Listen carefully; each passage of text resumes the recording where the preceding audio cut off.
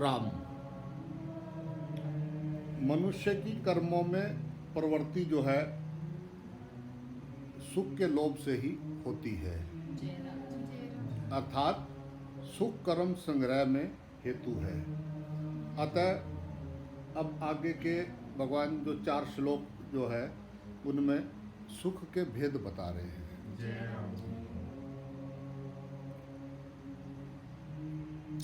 सुख तिवदानी तिर्विधि शृणु में भरत सर अभ्यासात्मते यत्र दुखांत चा निगच्छति। 36वां श्लोक है ये 18वें अध्याय का। यताद्रे विस्मयु परिणामे अमृतोपम तत्व सुखम सात्विक प्रोक्तात्म बुद्धि प्रसाद जन्म। ये 37वां श्लोक है 18वें अध्याय का। भरत सर ए भरतवंशियों में श्रेष्ठ अर्जुन,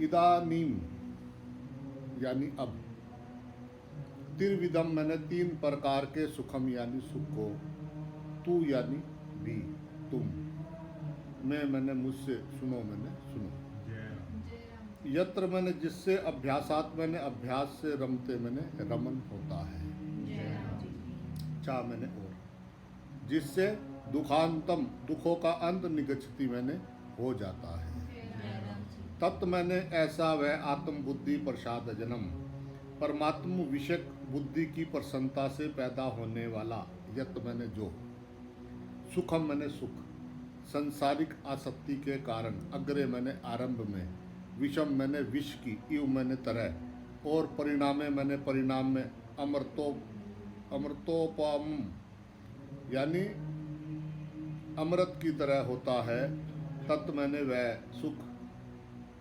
सात्विकम मैंने सात्विक, प्रोक्तम मैंने कहा गया है। हे भरतवंशियों में श्रेष्ठ अर्जुन, अब 3 प्रकार के सुख को भी तुम मुझसे सुनो, जिसमें अभ्यास से रमन होता है और जिससे दुखों का अंत हो जाता है। ऐसा वह परमात्म विषयक बुद्धि की प्रसन्नता से पैदा होने वाला जो सुख संसारिक आसक्ति के कारण आरंभ में विष की तरह और परिणाम में अमृत की तरह होता है, वह सुख सात्विक कहा गया है।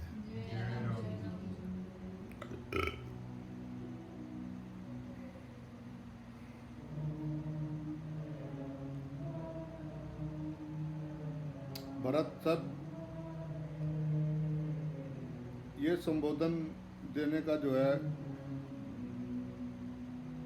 भगवान का ये भाव है कि भरतवंशियों में श्रेष्ठ अर्जुन, तुम राजस तामस सुखों में लुप्त मोहित होने वाले नहीं हो, क्योंकि तुम्हारे लिए राजस और तामस सुख पर विजय करना कोई बड़ी बात नहीं है। तुमने राजस सुख पर विजय भी कर ली है, क्योंकि स्वर्ग की जो है उर्वशी जैसी सुंदर अप्सरा को भी जो है तुमने ठुकरा दिया है। इसी प्रकार तुमने तामस सुख पर भी विजय प्राप्त कर ली है, क्योंकि प्राणी मात्र के लिए आवश्यक जो निद्रा का तामस सुख है उसको तुमने जीत लिया है। इसी से तुम्हारा नाम जो है गुड़ाकेश हुआ है। सुखम तु इदानीम, ज्ञान कर्म बुद्धि और धरती के 3 भेद बताने के बाद जो है यहाँ तू पद का प्रयोग करके भगवान कह रहे हैं कि सुख भी 3 तरह का होता है। इसमें एक विशेष ध्यान देने वाली बात यह है कि आज परमार्थिक मार्ग पर चलने वाले जितने भी साधक हैं, उन साधकों की ऊंची से ऊंची स्थिति ना होने में अथवा उनका परमात्म तत्व का अनुभव ना होने में अगर कोई विघ्न बाधा है तो वह है सुख की इच्छा।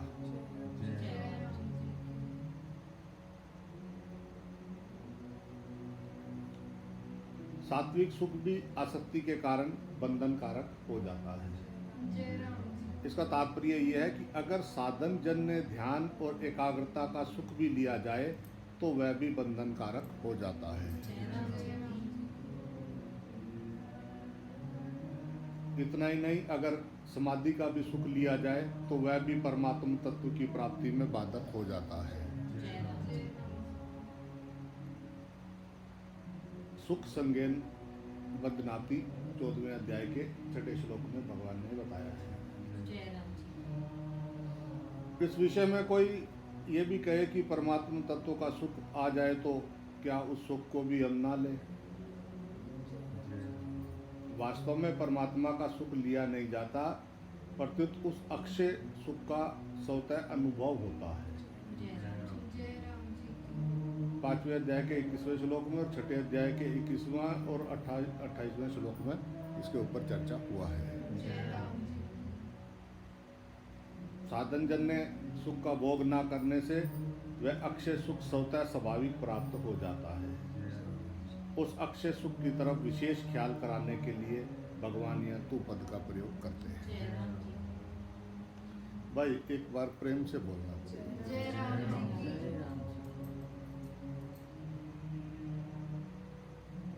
राम। यहाँ जो है इदानीम कहने का तात्पर्य ये है कि अर्जुन संन्यास और त्याग के तत्व को जानना चाहते हैं।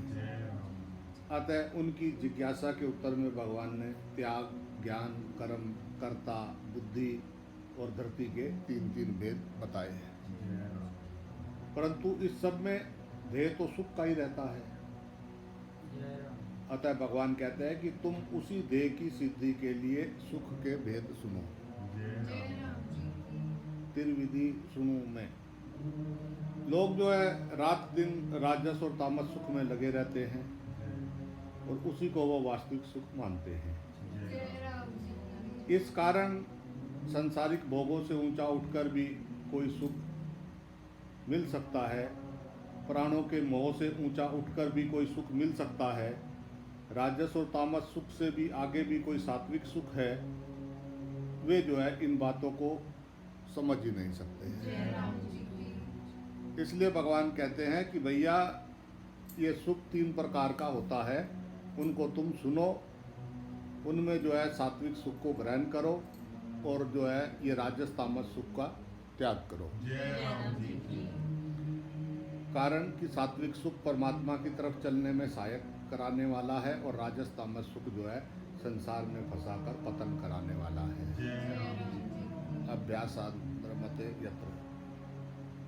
सात्विक सुख में अभ्यास से रमन होता है। साधक मनुष्यों को अभ्यास के बिना इस सुख का अनुभव नहीं होता। राजस और तामस सुख में अभ्यास नहीं करना पड़ता, उसमें तो प्राणी मात्र का स्वतः स्वाभाविक ही आकर्षण होता है। राजस तामस सुख में इंद्रियों के विषयों की ओर, मन बुद्धि का भोग संग्रह की ओर और थकावट होने पर निद्रा आदि की ओर स्वतः आकर्षण होता है। विषयजन्य, अभिमानजन्य, प्रशंसाजन्य और निद्राजन्य ये सुख जो है सभी प्राणियों को स्वतः अच्छे लगते हैं। विषयजन्य, अभिमानजन्य, प्रशंसाजन्य और निंद्राजन्य। कुत्ते आदि को नीच प्राणी है पर उनका भी जो है आदर करते हैं तो वे राजी होते हैं और निरादर करते हैं तो वह नाराज होते हैं, दुखी हो जाते हैं अगर निरादर करते हैं तो।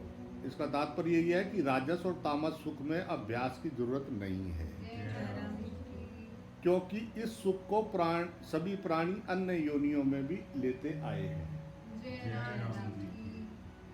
इस सात्विक सुख में अभ्यास क्या है?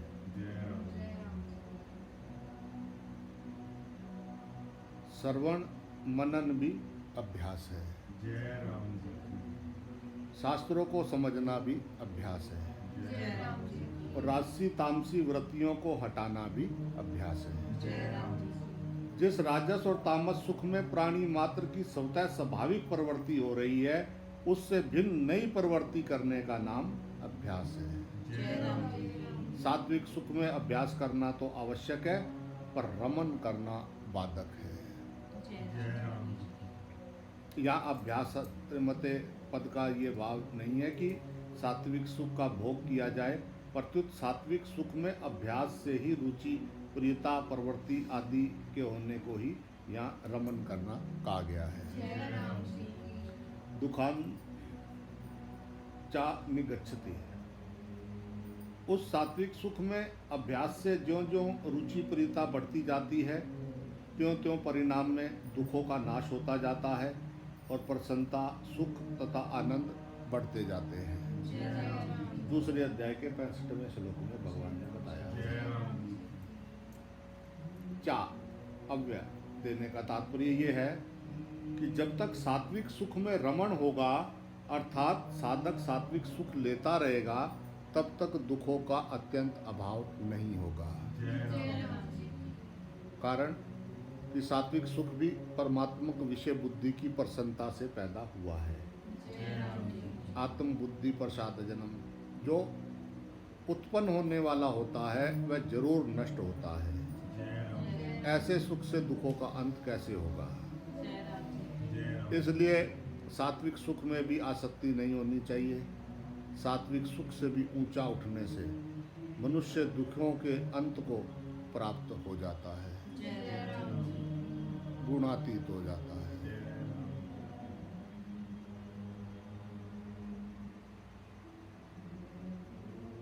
राम।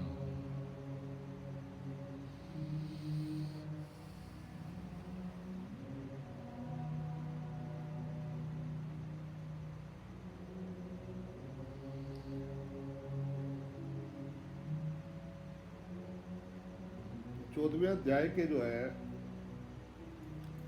11वें से 13वें श्लोक तक जो है भगवान ने बताया कि ये राजस, सात्विक, राजस और तामस जो है ये तीन गुण अंतःकरण में अमूर्त रूप से रहते हैं।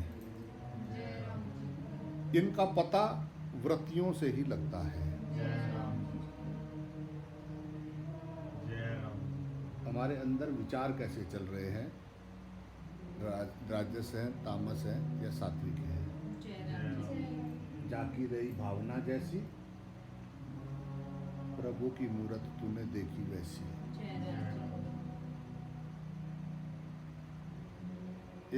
एक उसको दुश्मन देख रहा है और एक को वो बहुत अच्छा लग रहा है।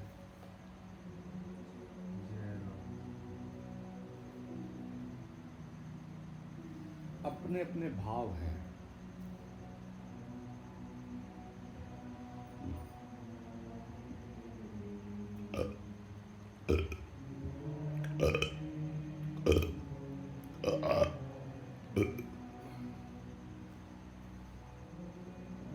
राम।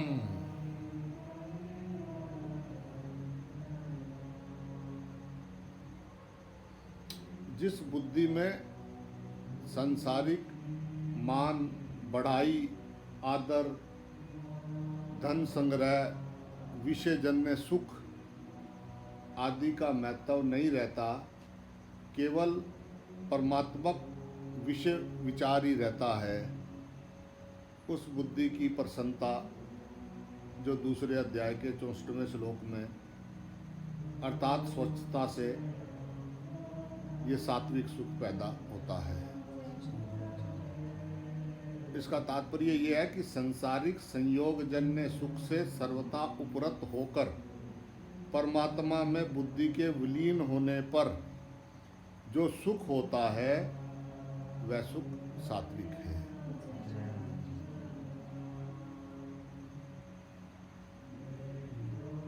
जब कोई मांग नहीं रही,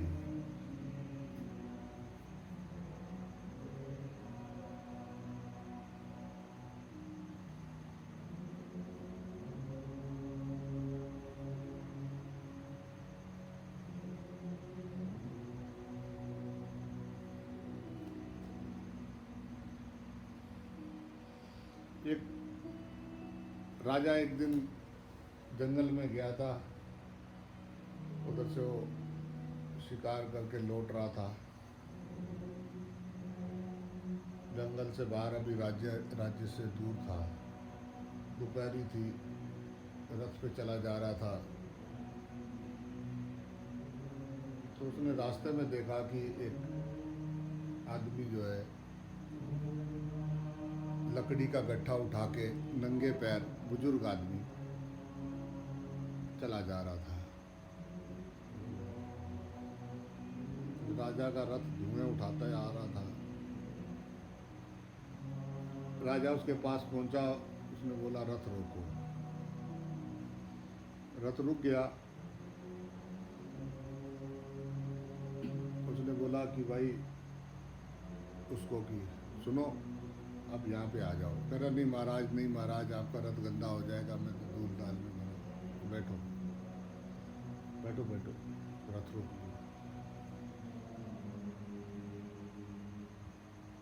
अब वो बेचारा डरता डरता रथ में बैठा, गठड़ी सिर पे ही उठा रखी है, पीछे सीट पे बैठ गया और गठड़ी सिर पे ही उठा रखी है।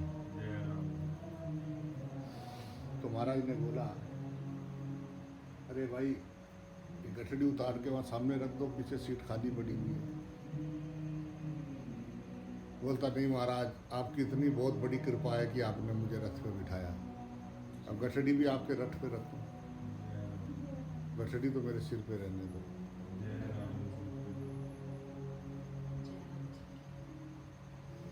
वो आया, उसने बताया, पर वो गठड़ी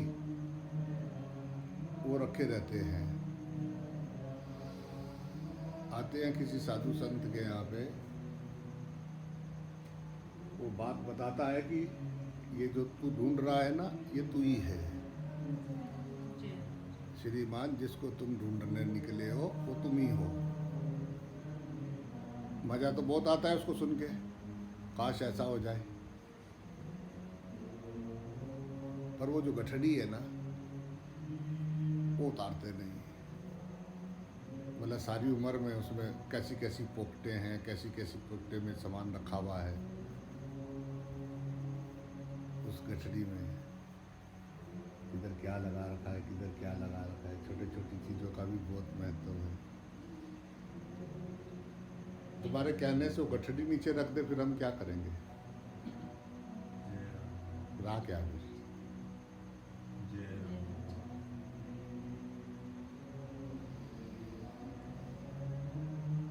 जय राम जी की बोलना पड़ेगा। शाम को अक्सर गठड़ी वापस ले आते हैं। घंटे 2 घंटे वो बैठ के समझाते हैं, गठड़ी उतरवाते हैं सिर से। गठड़ी उतरवा के रखते हैं और फिर वो जैसे ही रात को जाते हैं, अपनी अपनी गठड़ी फिर उठा के ले जाते हैं। दूसरे दिन फिर गठड़ी सहित आते हैं। ना वो समझाना छोड़ते, ना ये गठड़ी छोड़ते। गठड़ी के बिना महाराज कैसा लगेगा?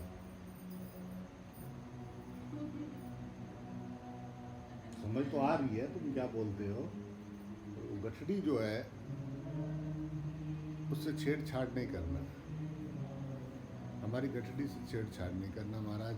यही तो सारी उम्र की कमाई है। फिर करेंगे क्या अगर ये सब गठड़ी उतार देंगे? जय राम जी की बोलना पड़ेगा भाई। यतांतरे विष्णु, यहाँ जो है ये यतत कहने का तात्पर्य ये भाव है कि ये यत जो है ये सात्विक सुख है। तत् मैंने वह परोक्ष है, अर्थात उसका अभी अनुभव नहीं हुआ है, अभी तो उस सुख का केवल उद्देश्य बनाया है। जबकि राजस और तामस सुख का अभी अनुभव होता है, इसलिए जो है अनुभव जन्य राजस और तामस सुख का त्याग करने में कठिनता आती है। और लक्ष्य रूप में जो सात्विक सुख है उसकी प्राप्ति के लिए किया हुआ रसहीन परिश्रम अभ्यास आरंभ में जो है जहर की तरह लगता है। अग्रे विष्णु,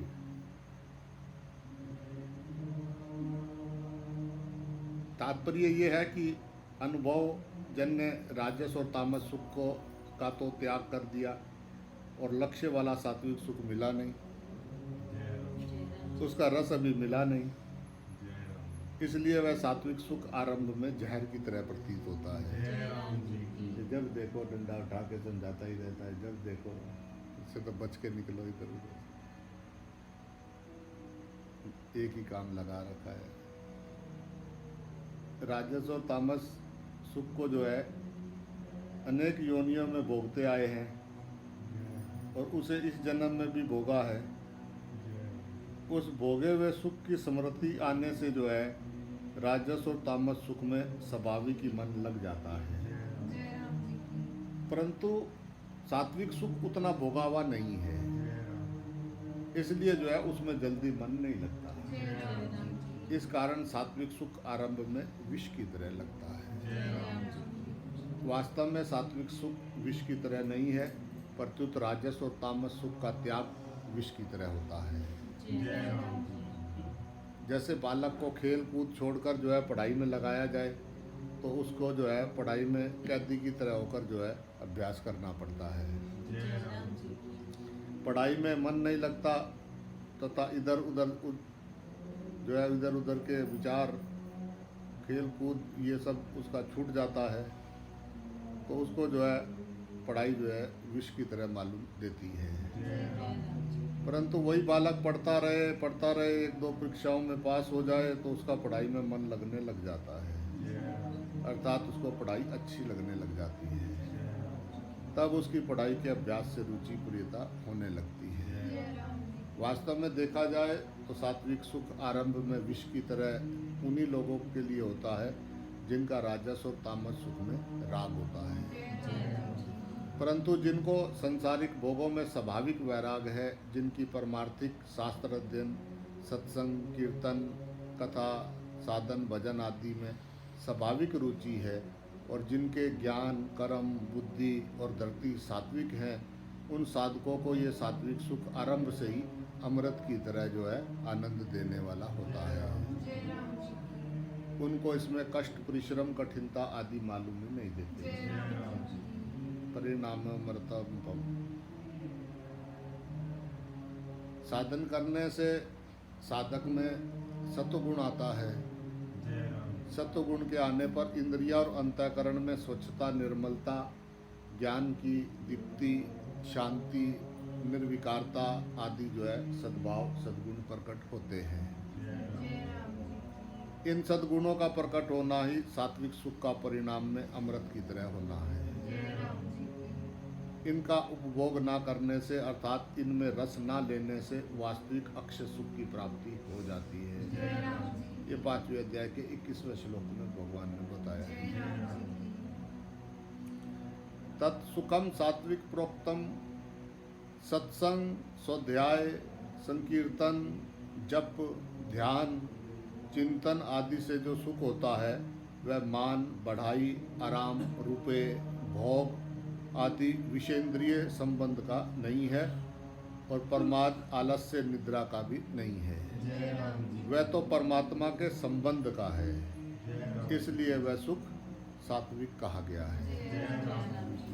राम। 14वें अध्याय में जो है इसमें तो सात्विक सुख को जो है बांधने वाला बताया है। सुख संज्ञेन बंधनाति 14वें अध्याय के 6ठे श्लोक में, पर यहाँ उसको दुखों का नाश करने वाला बताते हैं। दुखांत च निगच्छति। इसका तात्पर्य ये है कि सात्विक सुख में रमन, भोग करने से वह बांधने वाला हो जाता है, अर्थात गुणातीत नहीं होने देता। अगर रमन ना करे तो वह सात्विक सुख दुखों का नाश करने वाला हो जाता है। सुख भोगने से दुख का नाश नहीं होता, भोग त्याग करने से ही योग होता है। भोग का जो है जब आप त्याग करोगे, वासनाओं को भोगने में नहीं रोकने में आनंद आता है। इसलिए सात्विक सुख से भी असंगता होनी चाहिए। संग होने से बंधन कारक रजोगुण आ जाता है। सतोगुण में रजोगुण आने से जो है पतन होता है। विवेक को महत्व न देने के कारण सात्विक सुख आरंभ में विष की तरह दिखता है। राजस मनुष्य विवेक को आदर नहीं देता, अतः सात्विक सुख का आरंभ में जो है वो विष की तरह दिखना जो है वो राजस बना है। इसका तात्पर्य यह है कि सात्विक सुख दुखदायी नहीं होता, प्रत्युत मनुष्य की बुद्धि में राजसपना होने से सात्विक सुख भी उसको विष की तरह दुखदायी दिखता है। इसका उद्देश्य तो सात्विक सुख का है पर भीतर जो है राजस भाव पड़ा है। जय राम जी।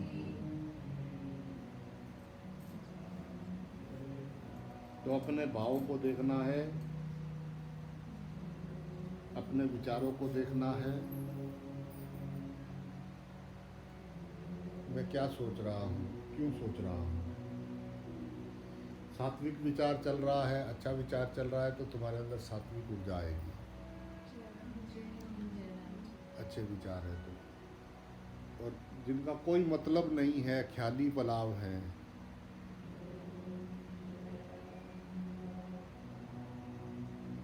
बस बैठे बैठे ख्याली पलाव तल रहे हैं। ट्रे रखी हुई है, छोटी सी कढ़ाई गैस के ऊपर, गैस बंद है, कड़छी लेके ख्याली पलाव तल रहे हैं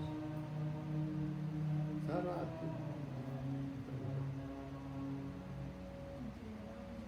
साधक वो है जो हरदम अपने विचारों को देखे। देखते देखते देखते धीरे धीरे वो कम होने लगते हैं। कभी ऐसी जगह भी पहुंच जाता है जहाँ विचार है ही नहीं। बस जिस दिन वो उस तत्व को जान लेता है, निर्विचार को, फिर वो सोचता है कि मैं सोच क्यों रहा था, ये मैं क्या कर रहा था इतने दिन से, ये मैंने क्या बना रखा था। संसार सिर्फ विचार है, विचार ही संसार है। तब उसको समझ में आता है कि ये तो अभी तक जो भी था ये सब कुछ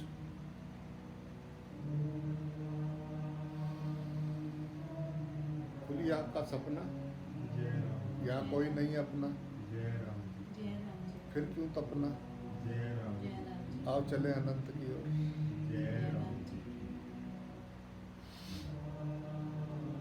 तो खुली आँख का सपना है, जैसा विचार है उसको वैसे ही सामने वाला दिखाई दे रहा है।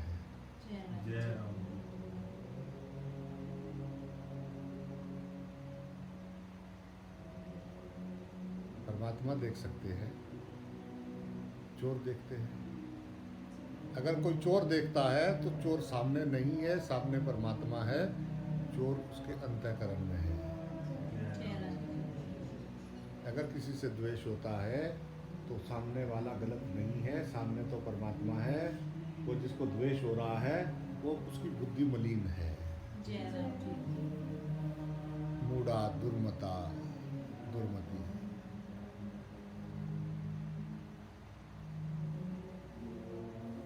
तो भगवान कह रहे हैं कि नाम जप करने से, संकीर्तन करने से, बोलो एक श्वास की कीमत जानते हैं? जरा 1 मिनट सांस रोक के देखें अपने। 1 मिनट सांस रोक के देख के उसके बाद बताएं कि संसार में क्या क्या चाहिए।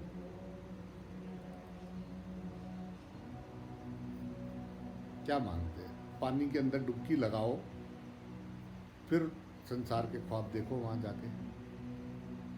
जाके बताओ पानी के अंदर।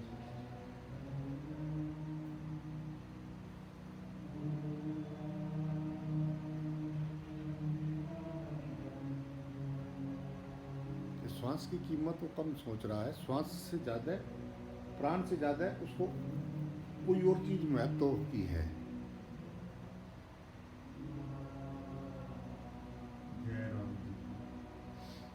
तो जो भी सोच रहा है, जो भी तुझे, जिस चीज़ भी जो तुझे चाहिए, वहाँ पे अगर तेरे अंदर प्राण नहीं होगा तो भी तुझे चाहिए होगा। वो सामान तुझे तब भी चाहिए होगा, तेरे अंदर प्राण ना हो। तेरी प्राण की कीमत पे सामान लेगा क्या?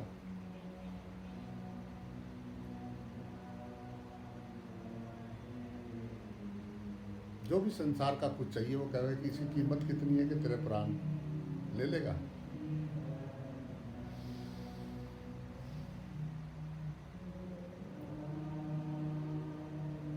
चल रहा है,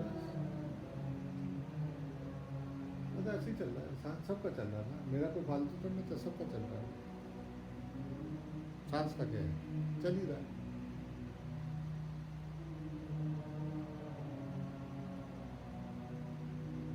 बख्शन हार सदा नी बचड़े, बख्शन हार सदानी मावा, उल्लन हार सदानी बचड़े, बख्शन हार निमावा। कर दे तू माफ पूना, तेरे में द्वारे आवा। जय राम। एक बार दे मात दीदार, तेरे दरबार फिर मैं आवा। कर दे तू माफ पूना, मैं तेरे गुण गावा। जय राम जी। राम।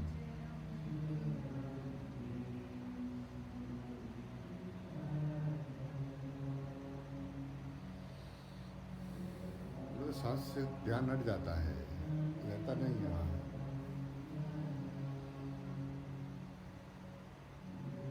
क्या कहेंगे उसको?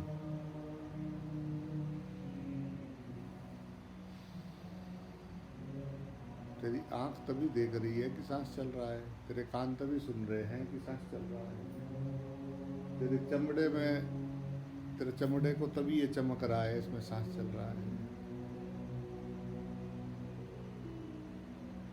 तू तभी हंस रहा है, तेरा सांस चल रहा है, तू गा रहा है, तेरा सांस चल रहा है। नहीं तो तुड़ुक तुड़ुक हो जावे, तुड़ुक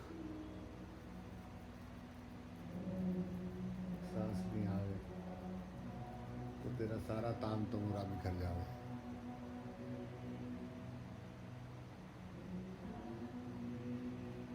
उसका क्या है? वो तो सब में है ना, वो तो सब में है, उसका क्या है?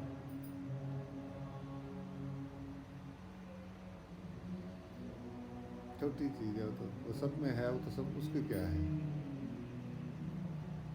भगवान ढूंढेंगे।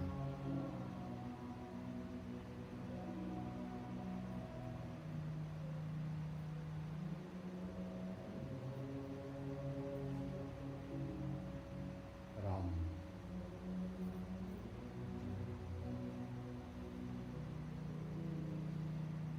मूड बुद्धि विचारों में खोई रहती है, मूड बुद्धि उधेड़ गुण में रहती है। मूड बुद्धि या तो राग द्वेष में, या संयोग जन्य सुख में, या इन्हीं चक्रों में उलझी रहती है मूड बुद्धि। और जिसकी हो गई बुद्धि की शुद्धि, वो जो है उसका तो काम पूरा हो गया।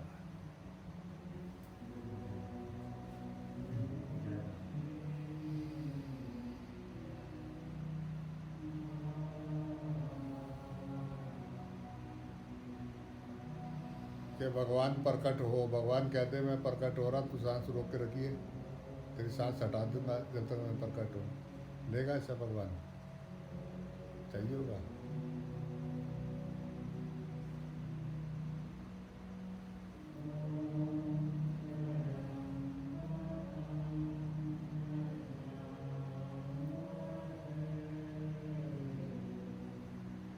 मत दे अपने को धोखा, मत दे धोखा, नहीं मिलनी बारंबार है। जय राम जी। इसके जिस काम से आया है वो कर ले।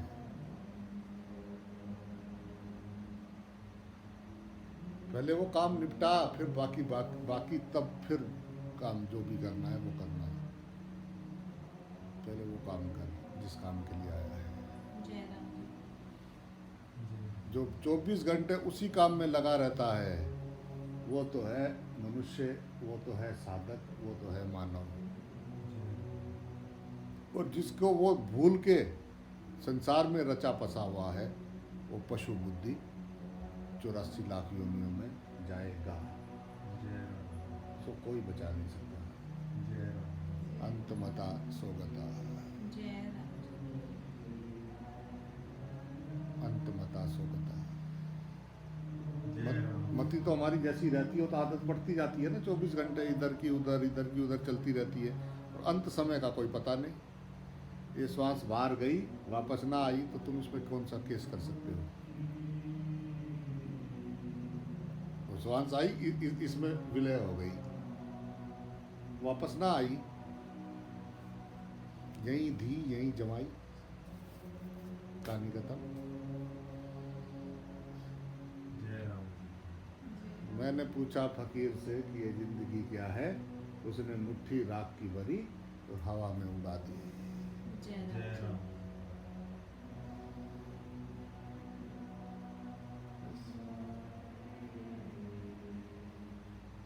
जय राम जी। सिर्फ समझ का फेर है।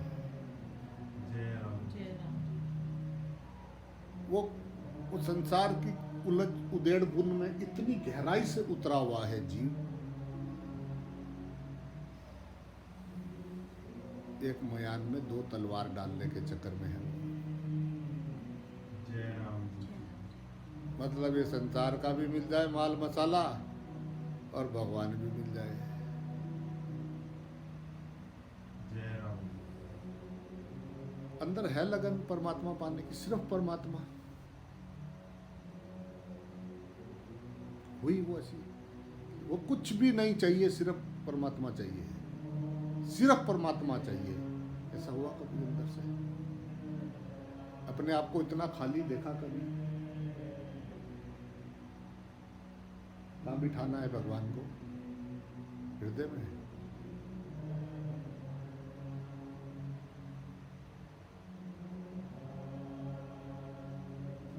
लोग कहते हैं ना कि भगवान को द्वेष नहीं होता।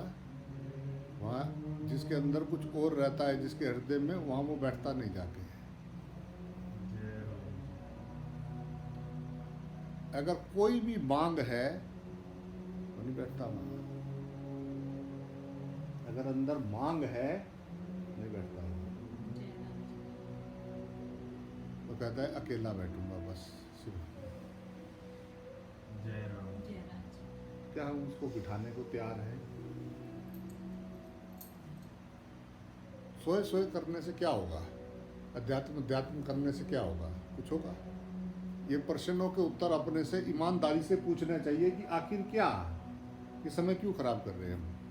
जय राम। ये आध्यात्मिक बन के क्या समय, क्या मेरी मूल समस्या है? क्या मुझे चाहिए? क्या मेरी मांग क्या है? मुझे क्या चाहिए? मेरा प्रथम क्या चीज चाहिए मुझे? जो चीज पहले प्रथम चाहिए होती है उसको याद करना नहीं पड़ता है, जय राम जी। जय राम वो अपने आप याद रहता जय है। राम। जिसको प्रयास करना पड़ रहा है ना, उसको परमात्मा परमात्मा नहीं चाहिए, उसको भगवान को गुण नहीं चाहिए। उसके अंदर वही सब कुछ भरा हुआ है, पीढ़ियां दर पीढ़ियां। वो बहुत अंदर गहराई तक गांठें लगी हुई है, छोटी छोटी छोटी छोटी छोटी बंधी हुई है बस।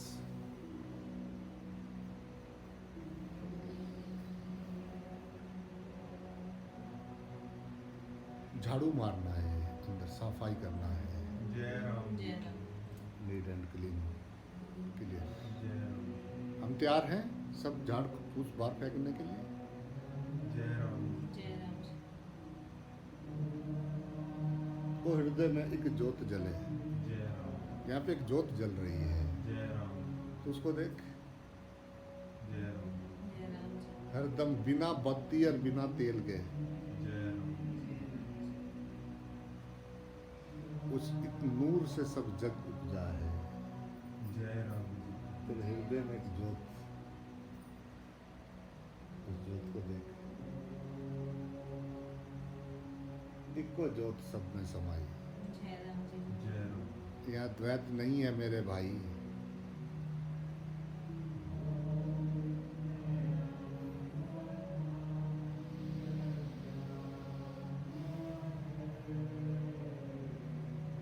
राम जय राम। राम जय राम।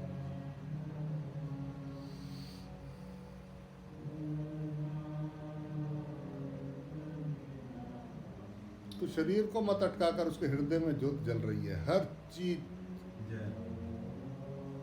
कण कण में परमात्मा है। जय वो ज्योत हर सबके हृदय में वो ज्योत जल रही है, जय बिना बत्ती बिना तेल के। जय राम। तो उसके दर्शन कर।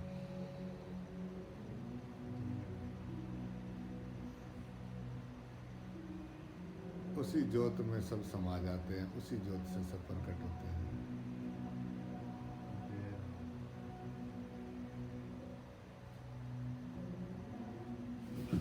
सर्वभूत है। वो सब शरीरों को मैं धारण किए हुए हूँ। मेरे सिवा कुछ भी नहीं है।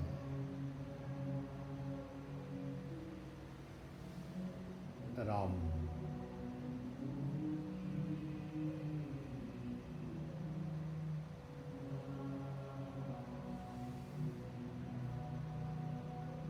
शरीर के बस का हिलना नहीं है,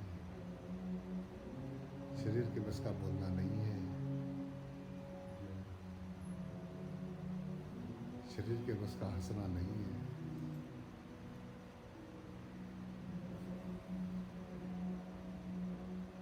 उस आश्चर्य को देख, एक मांस का लोथड़ा बोल रहा है, चल रहा है, उसको जब कुछ नखरे नुखरे करे जरा देखा तो करो आनंद से। तू शांत होके सामने वाले को देख, वो जो भी कर रहा है तुझे मालूम पड़ता रहेगा।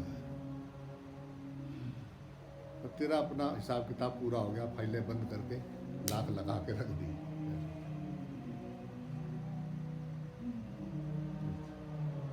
हमने भी बड़ी पोथियां भरी है ये ज्ञान ध्यान लिख लिख के। करते रहे ये सब चलते रहे और फाइल लगा के हो गया। बस सिर्फ साक्षी वो देख रहा है, वो ज्योत है। सब सर्वत्र सब में। परमात्मा का साकार रूप है भाई ये जगत संसार। ये संसार परमात्मा का साकार रूप है, यही रूप है परमात्मा का ये संसार। वो सब कोई ट्रैक्टर पे बैठा जा रहा है, कोई भैंस बना हुआ है, कोई भैंस चुगा रहा है, कोई किधर बैठा है, कोई कुत्ता घूम रहा है, कोई चींटी घूम रहा है, कहीं बुर्र पंख से उड़ रहा है, कहीं पे फूल खिल रहा है, कहीं पे पानी रूप में, कहीं सूर्य रूप। वही है भगवान क्या है? भा से भूमि, गा से गगन, वा से वायु, आ से अग्नि, ना से नीर, पंच तत्व के मिश्रण को भगवान कहते हैं। जय राम जी की। तो ये सब भगवान तुम्हारे सामने है। डाल जाओ यार, उसको देखो तो सही। बस वो लगा हुआ है, वो अपने एक स्थिति बना रखी है, चल रहा है। किसी को पूछो करा जी यो मेरा ट्रैक्टर है जी, यो हमारा प्लाट है जी, ये हमारा घर है जी, यो मेरे बच्चे हैं जी, ये मेरा पति है जी, ये मैं इसकी पत्नी हूँ जी, ये मेरे ये हैं, ये मेरे पिताजी हैं, ये मेरे माताजी हैं। सब ने अपना अपना, हमारा ये है, हमारा ये धर्म है, हमारा ये गांव है, हमारा ये कस्बा है, हम भगवान को ढूंढ रहे हैं, हम ये कर चीज। नारायण नारायण नारायण। जिसको गुरु की बात समझ में आ गई उसका नारायण प्रकट है भाई। जय राम जी की।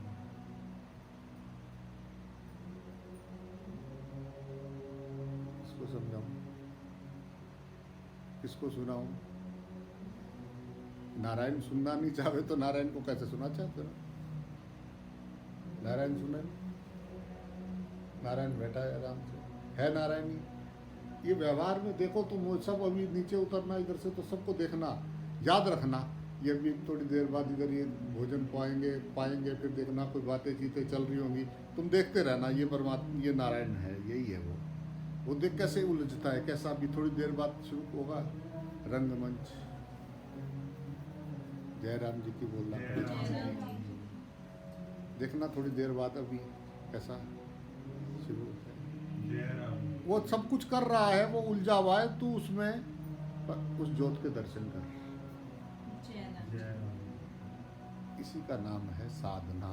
जय वो राम। ज्योत दिखती रहे, इसी का नाम है साधना। जय राम। खुली आंख की समाधि है। जय राम। समा गया जो देह में, जो देह में समाया है उसको खुली आंख से देखने का नाम समाधि है। जय जय राम। राम। वो करे अभी थोड़ी देर बाद देखना जरा, पर वो व्यवहार में रहे तो लगातार याद रहे। जय राम। अच्छा तुझे ये पता है, आज तो ये हो गया, आज तो वो हो गया, तूने ये सुना? यस ठीक है, अब ठीक है, अब ठीक है। तुमको पता है कि अति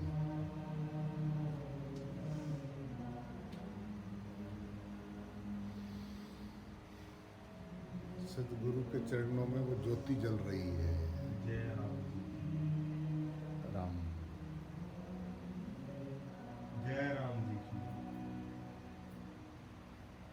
चरण हृदय कमल धरि ले राम।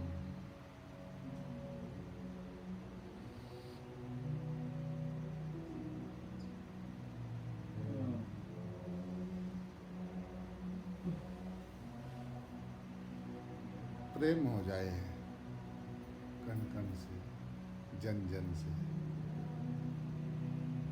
द्वैत का पर्दा फट जाए, मनुष्य जन्म लेना पूरा हो जाए। जय राम जी। प्लीज मान लो। राम जय राम। जय राम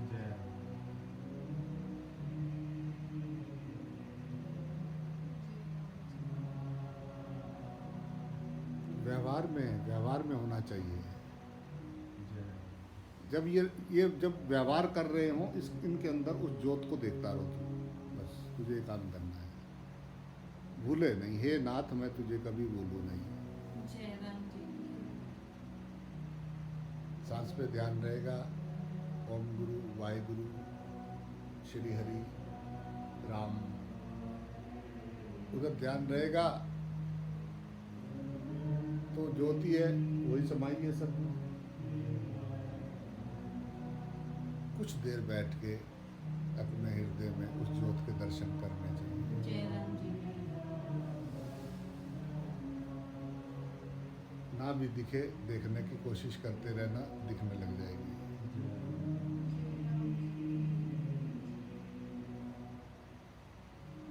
राम शांति से बैठना, कुछ करना नहीं है, बस सिर्फ दर्शन करना है, साक्षी।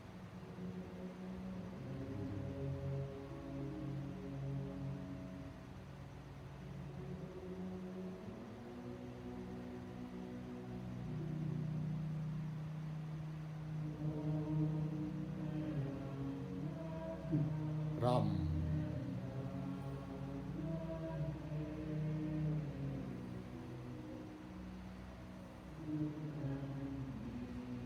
राम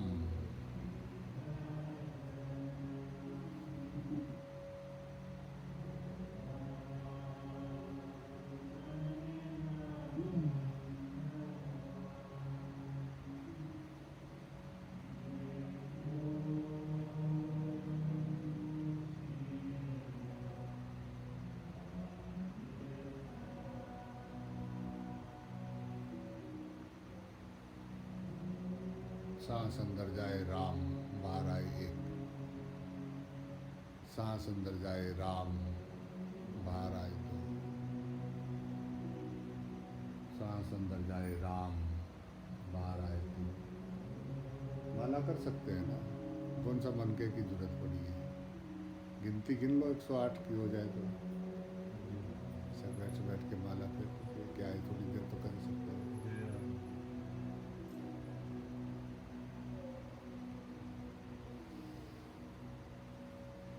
राम